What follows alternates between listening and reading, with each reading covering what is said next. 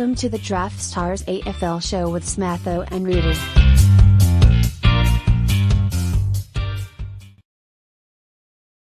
Yes, we're thanks to Draftstars, Australia's #1 platform for your AFL Daily Fantasy, and I'm brought to you by Daily Fantasy Rankings, your resource for AFL DFS. I'm Smatho, Roody's here. Thursday night football is back. The Tigers and the Powers, a $75,000 prize pool for this particular episode. Welcome, Roody. Thanks for stopping by on a Wednesday on the live stream. How you doing? Yeah, I'm good, thanks, Smatho. It's been a good day, and I'm out of the closet from last week. Had to get that one in there before you did. And not only that, I'm home alone, Smatho. I'm home alone, just like Kevin McAllister. So looking forward to a good show tonight. And tonight and Smatho. Yes. And tomorrow. Yes. So we are doing the live stream tonight for the Thursday night match. And then we might sit down together again and we'll do Friday night as a little bonus episode. So look just call me Dale. Forward to that. I'm pretty sure you just called me Dale. Well, closet by yourself. Maybe I'm trying to woo you. I don't know what's going on here. But hey, we'll try and keep it short and sharp these episodes. We did waffle on a little bit last week. It was great engagement last week. So if you do have any questions, pop them in the chat if you're on YouTube, Facebook Live, on Draftstars, or even on the Twitter at the moment. Chuck him in there, pop him in the chat. Roody will get to him, and then we can laugh at his answers. So there's no problems there. Now, as always, shout out to our $500,000 AFL Live Final winners. We had 9 last week for week 8 of the qualifiers. We're up to 102 now, Roody. Tickets have been won. We've got another 2 tickets currently as we speak for the State of Origin. So looking forward to the 2 winners from that particular contest. Well, let me bring up last week's winners, including the following Draftstars users, including Gem RB, a Draftstars chat favourite there. Humonix got his second. Noel Meggsy. It sounds like one of my aunties. She's got one. Jericho. I Love Lab, who's in absolutely ripping form on the other DFS punt at the moment. He's got his second, so we don't have to worry about him trying to snag another ticket. Liam Swan here, down here in Hobart. He's got his second. He's always keen for an AFL Live Final. C. Cots 007 Davidian, who's got his second ticket in 2 weeks. Congratulations to him. And then Tones Rocket, another Draftstars chat. You see him all the time on every sport. He loves it here on Draftstars. So to have him for a live ticket, looking forward to catching up with all our ticket winners for week 8. All right, ready? Let's get straight into it. This is going to be Thursday night. We're at the MCG, $75,000 prize pool. It's a 7:20 start on Thursday night, not the traditional 7:50, 7:20. So make sure you get your entries in a little bit earlier. Now, obviously, teams are only available for this particular match so far. So let me bring up the teams here because there was talk around the town that Port were going to play Sammy Hayes because he was ill. And it turns out he ended up being omitted due to tactics.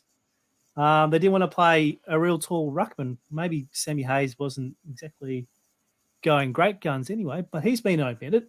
As for the Tigers, they've brought in Judson Clark for his first game, Marlon Piggott and Noah Bolter. Out goes Jack Ross, Jason Castagna, and Morris Rioli Jr. So a bit of surprise here. Look, we knew that the Tigers had some changes coming, but that's a very interesting call from Port Adelaide. Yeah, definitely. I think they've had a look at the weather forecast. I'm just checking that myself now. It's been a rainy week in Melbourne. It's been kind of not like torrential rain at all. I'm just looking tomorrow. What have we got? I mean, it's 1 to 3 millimeters of rain. It's hardly something to go changing your whole composition for. I mean, Richmond is not an overly tall team. I know they do play 2 rucks, but apart from that, with Lynch out, so you've got the 2 rucks, Rewald, Bolter. That's about it. So it's not like you're really and Port themselves, they are tall. So maybe they're just try and blitz Richmond with a bit of speed. Both teams have found a bit of form, Smatho, after a shaky start to the season. We all know about Port's shaky start, but Richmond too weren't setting the world on fire. You could get them to make the final 8 at over $2 a couple of weeks ago, and now they are into like 140 or something to make the 8. So got scoffed at for that bet, but there we go. Team changes. Sam Hayes, I mean, obviously Finlayson, we'll get into that in a little bit, but he's rucked before. He's rucked before at the Giants, and he can, he's okay, serviceable. But interestingly, Jack Ross, Castagna, Rioli, they're not like huge names, but it does open up a bit of possibility for some other players in Richmond. Excellent. All right, let's get stuck into the slate itself. Now, before we do so, we've got to give our DFR a bit of a plug. So, obviously, dailyfantasyrankings.com.au for all your DFR cheat sheets, the points against which we're going to be referencing tonight. As Roody's going to tell you in a minute, this is going to probably another fantasy game that, like last week, we had the Bulldogs in Geelong, we were going great guns. We go back to the Tigers again, who have been a pretty ordinary team in terms of fantasy scoring. I'm sure they're a great team outside to watch and all that, but you've got to make concessions here. So here's DFRs, all the cheat sheets there. They'll be all updated for round 13 over the next couple of days, so make sure you get to dailyfantasyrankings.com.au. All right, Rudy, so what's your thoughts here, mate? Because Tigers not running, a fantasy B-side, Port are okay. So could be a game where literally points, 1 or 2 points will get you from either a great position or not even cashing at all. Yeah, it's interesting. Ceilings are few and far between on this slate. You've got obviously Wines low, nighttime Wines, as people like to refer to him. He is good under the big floodlights. So he's obviously got a ceiling. Boak as well, who has moved a little bit out of the midfield recently, so his ceiling's a little bit reduced. Short, who again, it's funny, it's the opposite. He's moved into the midfield, and so he's moving away from those cheap freebies down the back line, so his ceilings come down a little bit. And then obviously Nankervis, who gets the matchup against Finlayson. So yeah, you're right. Again, similar to the other week when you said don't shoot for the stars, that Roody style team could well get you there. But let's jump into the rucks today, Smatho. Yeah, so only 2. And this is pretty rare for us here at Draftstars. Obviously, we've usually got like a ruck forward, a backup ruckman, things like that. But yeah, we've got Toby and Ivan. that's all we've got to choose for because, as you can see here, Scotty Lysit's no good. Sammy Hayes has been omitted. Look, they brought in Tingle in the mid-season draft, but he's not ready to go, so he's probably next week. And then old Dante, I don't think he's going to get a game for Port either. So can we overthink it? Because we think, okay, salary savings at Soldo are 8-4 or potential smash spot for Toby Nankervis going up against Finlayson or Todd Marshall or even Sam Powell Pepper. I've seen some hit-outs from him throughout the year. So make some cases for us, mate. All right. So firstly, let's just take away this kind of concept that it's an absolute smash spot. It is a very, very good matchup, right? But it's not like it has been for Hawthorn over the last couple of weeks when Kajitsky was rucking. Finlayson has rucked, and the Giants played him as a key forward / backup ruckman. Like, that is literally the role that he played at the Giants. It's only since he moved to Port, towards the end of his career at the Giants, they played him as a key forward. But then in Port, he's almost exclusively played as a key forward.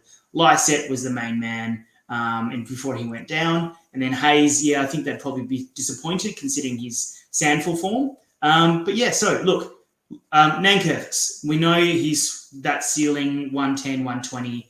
That's an absolute ceiling from Nankervis. At 1,300, you'd want him to hit at least that 110, and I definitely think that he can do it tonight. I suppose the option is this, okay? I was just playing around before you started talking about rucks. So let's say you play Nankervis. That means you have to play 2 of like a Farrell or a Edwards, right? To then get the next people. So if you want to fade those cheaper players, then you could play Stoldo.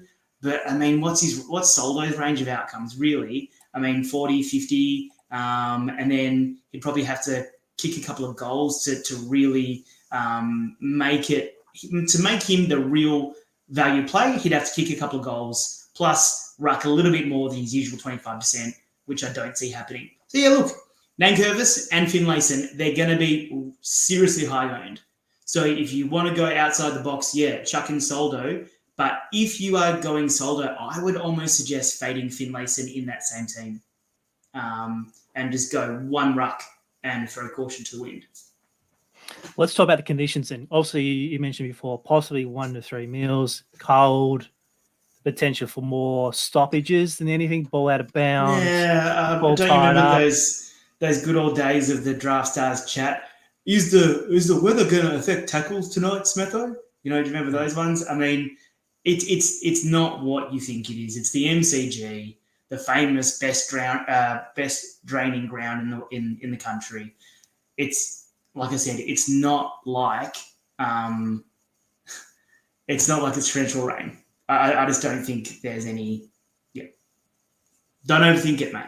Do not overthink. Now, great to see Mr. Kong's back here for us with a couple of chats messages already. First one here, Roody. This slate is a Roody special. 711K players for the win. Are you liking that? Yeah, you're liking that sentiment already. Hey, Look, I'm liking the fact that he knows my style. This is good. This is good. All right. Okay, let's move on to defenders, because obviously it's a flip of a coin. Whatever strategy you're going to go, that's what you're going to do.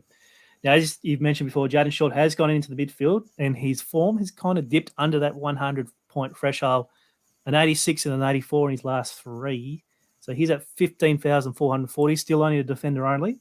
That might change in the next couple of weeks due to a bit more data against him. Houston's there at 14.3, Nick Vlosten at 13.7, then we drop off to Riley Bonner there at 12,080. So let's just talk the top 3 at the moment. Likely going to appear in a fair amount of lineups due to the fact that these guys have roles that are fantasy friendly. Yeah, look, if I had to choose between Short and Houston, I'd go Houston, definitely. Short, I don't. It's those massive scores of the 120s. They were when he was taking the kickouts and getting those cheap +6s around the back line, having like 27 kicks a game. That's just not happening when he's a midfielder. Look, I think he's a really great player, and I think he kind of like when Rory Laird moved into the midfield. People were like, "Oh, how's this going to go?" But no, he's done really well as a midfielder, and the Tigers need him in there. Let's face it, their midfield isn't as strong as other teams. But I'd go for Houston if I was tossing up between one of these guys. Even though you might argue, hey, Rudy, Short, Houston's recent form isn't as good. Yeah, I know, but it's that's just. I'll save $1,000 by going Houston. So if I am paying up for the back line, Houston. Loston, I think, is a really good GPP play. He does tend to score well against teams that don't kick well into the forward line. And Port are a pretty skillful team. They don't really bomb it long. They try to hit up their leading forwards. And so it's not really the Vlosten kind of game. He loves games against Melbourne, Jesus. He kills Melbourne every single time he plays. Gold Coast, who bomb in, all those kind of teams. So he's a decent GPP play. I think you'll get like less than 15% ownership on Boston, maybe even less than that. And then the rest, I reckon, wow, you could just throw a blanket over these 11K guys. One of the hardest things I've found about Port in the past is picking between Bonner, DBJ, and Burton. They just like. I'd love to see a correlation chart between their big scores, but it seems like DBJ never really has the massive ceiling that the other two have showed at times this year. But they all have it there somewhere. But you're doing well if you pick a Burton or a Bonner. I think Bonner won someone a ticket or a GPP off that back of that massive game. Yeah, so we'll see how we go. Yeah, that's a tough price at 12,080 for someone who's not 125 sits out there back in April, but it hasn't been much since then. So that is a tough price for Bonner. Let's talk about Tigers though. Broad, also his game's gone to a good level at the start of the season, but that's kind of dropped off to what he's been usually doing. So all of a sudden 11,590 is a bit too much for Nathan.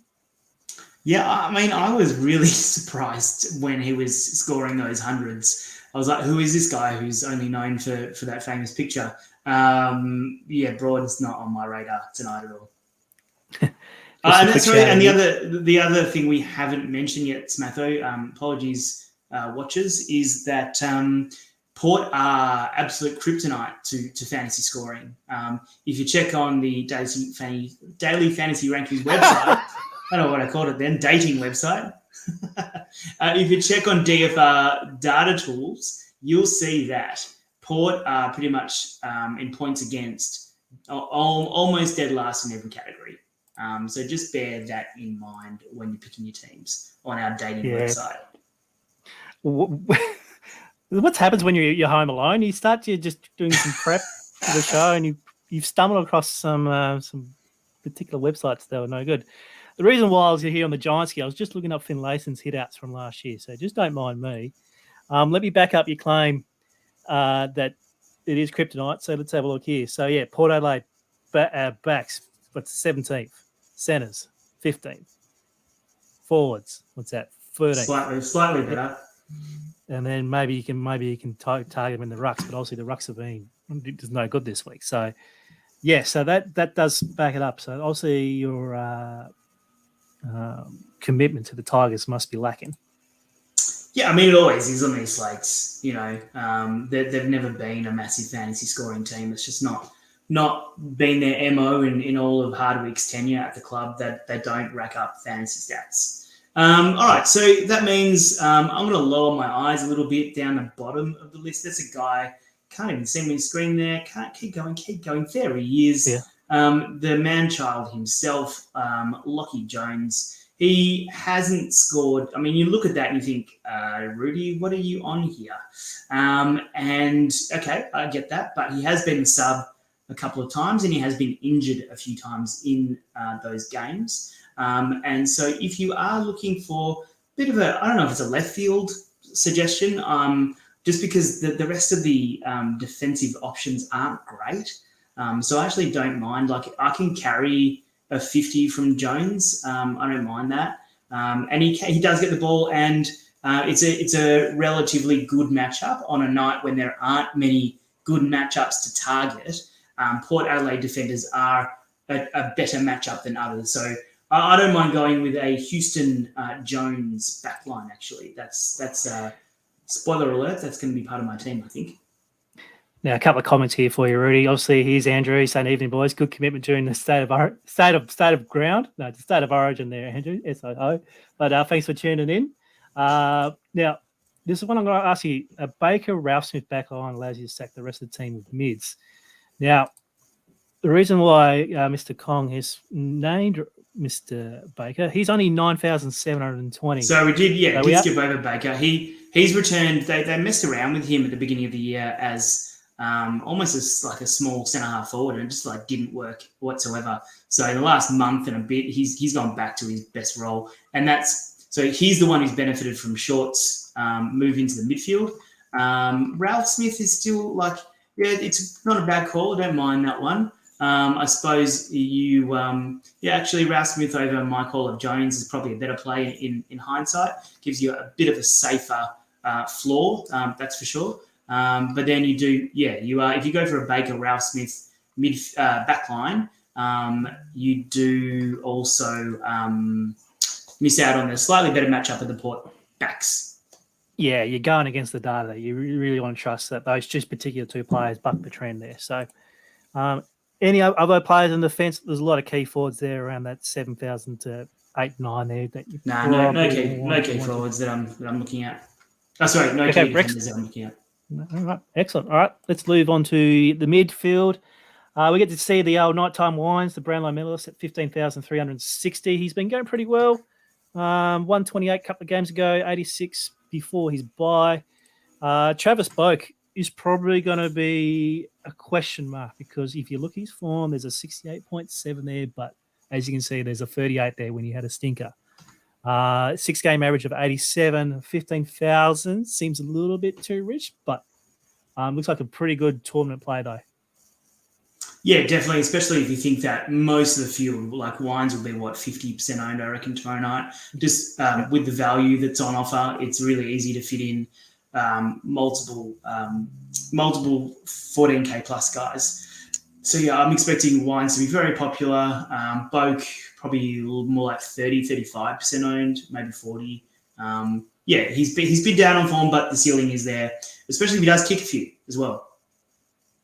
I've mentioned Houston already. The one play that the three guys that I really like, I'm not sure what their ownership's going to be like, but Amon on the outside, been not the best year from Amon. I thought he had an amazing year last year, fantasy-wise and form-wise as well.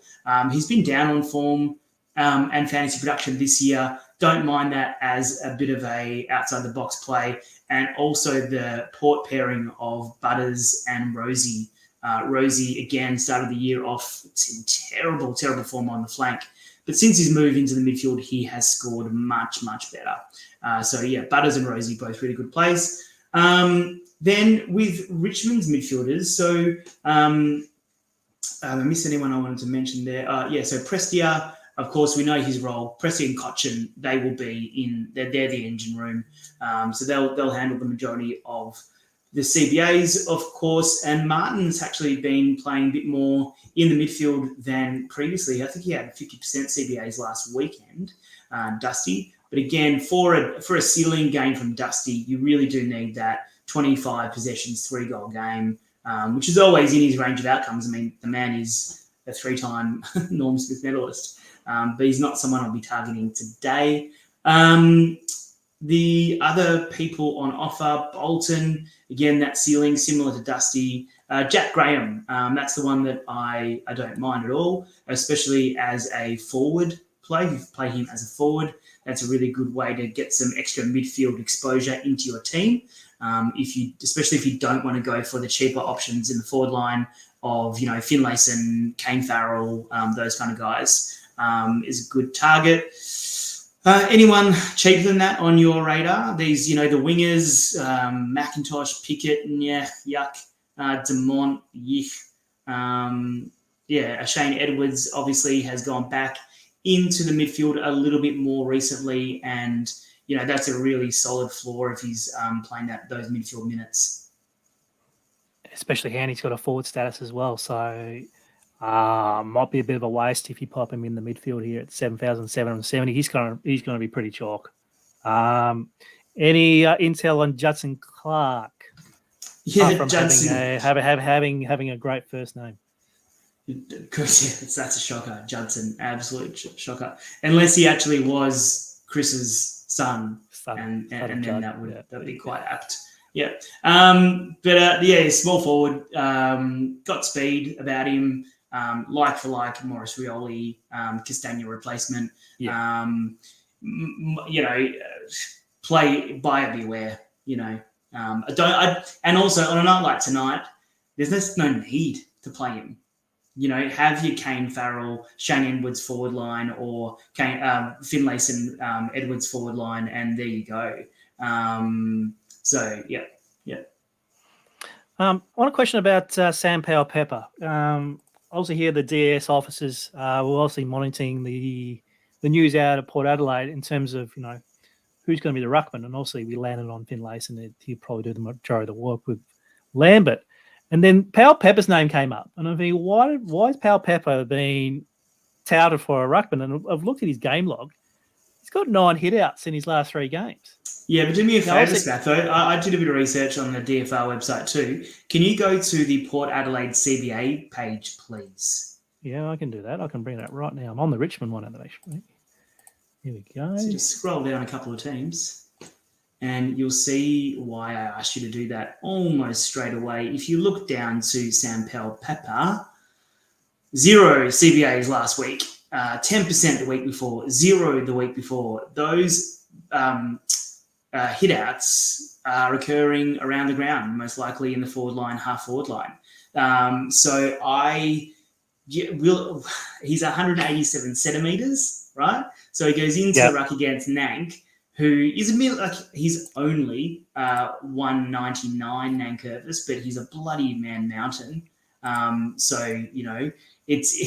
going to get absolutely. He's a tough guy, Sam Powell-Pepper, but he's going to get schmeiced if he is the actual centre bounce ruckman. I think they're more likely to give Todd Marshall a run, or even one of the defenders, Aaliyah.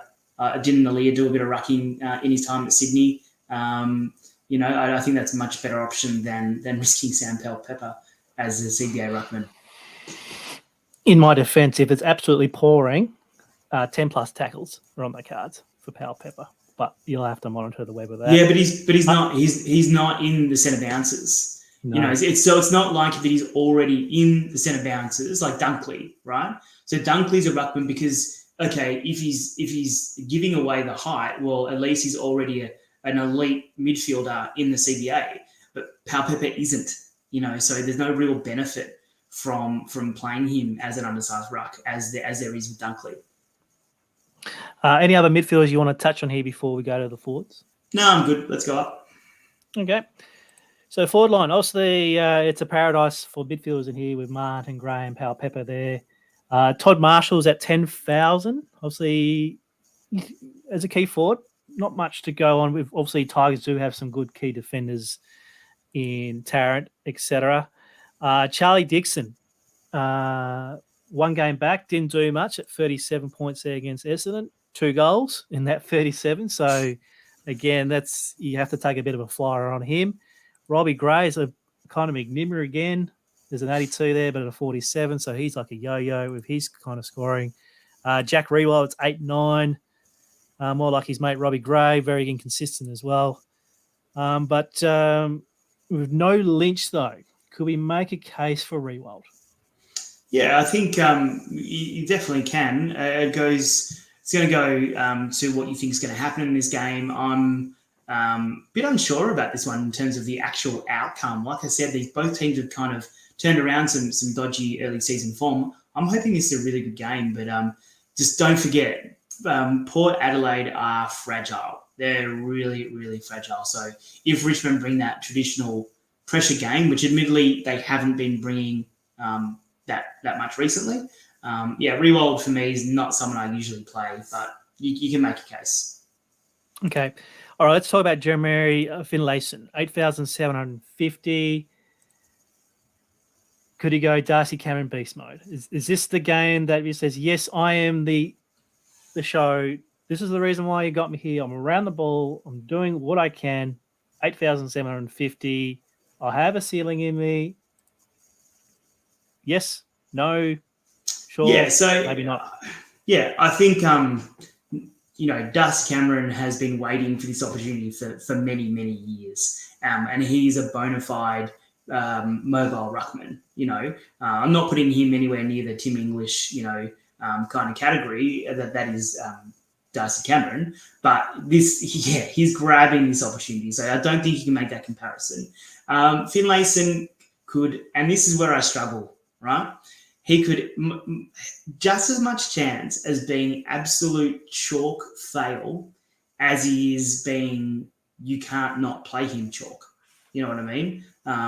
So what's his range of outcomes? Let's say he gets 15, 20 hit outs. He plays around the ground, a couple of marks, 10, 15 possessions. He's there, so he doesn't really need to do too much to get value. So, I think you'd be, if you're entering a lot of teams, you'd probably be like 80-20 in teams with and without him, I guess. Depends on your stacking options. But, he'll be chalk. Nank will be chalk. Edwards will be chalk.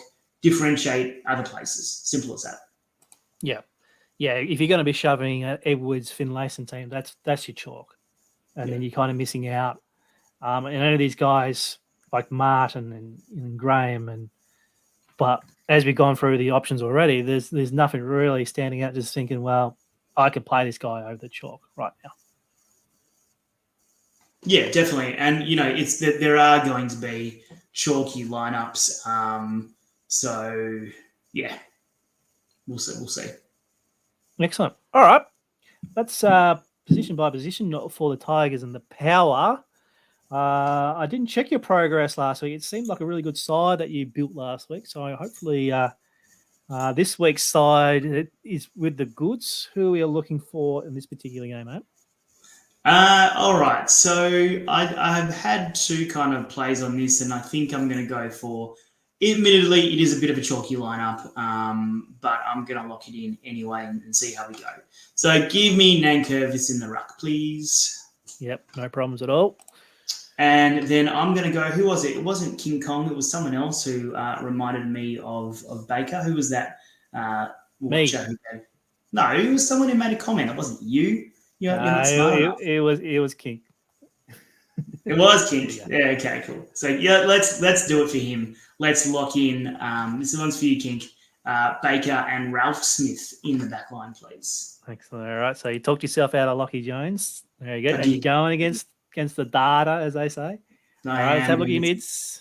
Mids. Give me Nighttime Wines, please, to start off. Yes. Give me Houston. We have a problem. Yes. And give me a Rosie by any other name would still smell as sweet. Yep, there's Rosie. Excellent. And then give me Edwards, please. Edwards in your mids. Yep. That leaves you just under $22,000 for your forward line. That includes. And I'm going to see if I can make that happen. No, I can't. So that's cool. Let's go for. We'll take the chalk. We'll take the chalk with Finlayson. Yes. And then that leaves me enough for Jackie Graham, please. Ah, you're leaving a little bit in the tank there. It's 1,700, which is pretty good, I think. Yeah, I am. And so the things that I'm hoping for is my combination of Baker and Ralph Smith is a little bit low on ownership. Rosie, yeah, I think he'll be probably around 35 to 40. Houston, perhaps a little low, maybe. I don't know. It depends on how. Like I said, I'm really hoping for big ceiling games from Wines, Houston, Rosie, and then Nankervis. I want hundreds from all of them. And then if I can get a 90 from Graham, 80 from Finlayson, and 90 from Baker, then I'll be happy with that. Does it have enough differentiation to win a GPP? No, I don't think it does. I think it's far too chalky to win a GPP. But hopefully that can give like a mid-table kind of cash for that. I actually think that would be a reasonable cash. Actually, no. Ralph Smith is not a good cash play. Yeah. No, he's not. No. But yeah, look, that's it. The other options are to go for a Kane Farrell and chuck all the cheapies in, and then you can literally just stack your midfield with Boak, Houston in the back line, Prestia. That's the other lineup I've got. I've got a Wines, Boak, Prestia, Rosie midfield. Yeah. You had the money to go up from Rosie for anything you like there. So yeah, exactly. Well, good luck to that particular lineup for you, Roody, for your lineups for Thursday night, and obviously good luck to all of our Draftstars players for the Thursday night game between the Tigers and the Power. As we mentioned at the start of the show, we are going to be back for Friday night footy for the Bombers and the Blues, which is going to be a huge match for the Bombers against my baby Blues. So join myself and Roody. We're going to do a pre-recording. It won't be live, so check out your YouTube, podcast, Facebook feed, wherever you get the show. Get down on your Friday night as well. So Roody, you're back tomorrow. We'll catch you then. Thanks, Roody. See you then, mate. Take it easy.